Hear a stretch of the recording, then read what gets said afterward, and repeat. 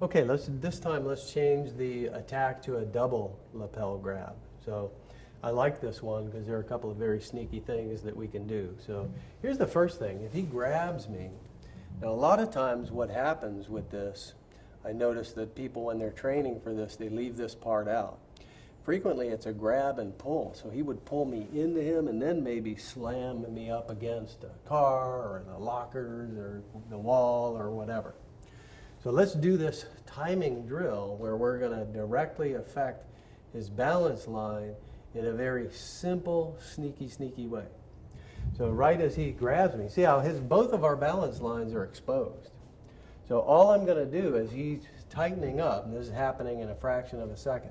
As he's tightening up to get ready to get me off balance, I'm going to sink and take a small step back on his balance line. So timing is critical here, right as he's making his grab. So just try that with your training partner. So if I tense up, no, it's easy for him to take me off balance. If I do the opposite of that, right as he makes contact, if I just sink and step back with one leg or the other, he has to make that correction, and now everything has changed. So that's a fun one to just get started with. Let's do a couple more that are maybe a little bit more elaborate. So balance breaking here. He's grabbed me. I'm going to lay a forearm across.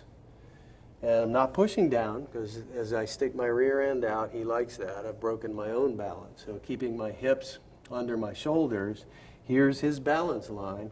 I'm going to take a step back on his balance line, and you can see where, no, I'm in a very good position now based on him thinking that this was how he was going to win the fight. So comes in, I lay my forearm across at the same time. I just fall back with my left leg right on his balance line. Now he's in a difficult position. I could certainly go on from here to practice more of the balance breaking we've been working on. So I could attack his balance line backward by taking 2 steps. I'm going to take 1 step over here and then cut him off. And there's that balance line, and I could take him down backward.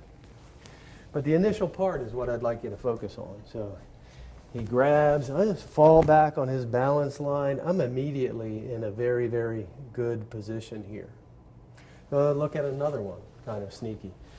So this time I slip an arm through between his arms. So under his left arm, and lay my palm on his right forearm. Now right as he grabs, do this. And now I do the same fall back, but this time I'm hugging this into my center. Can you see how I've spun his balance line completely around? Now it's easy for me to cut him off and take that walking step right on his balance line to take him down. So that's kind of a fun one. So he grabs, this goes right up through here. So maybe we start off here, hey, what's going on? He grabs. Right as this goes up through here, I fall backward with my left leg right on his balance line and just point my fingers right at the knot of my belt. Changed his balance line.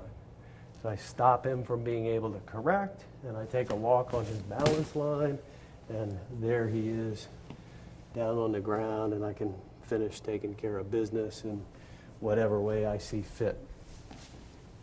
So one more time on that little trick. He grabs, oh, I fall back, I change, look at that, change his balance line. There he is.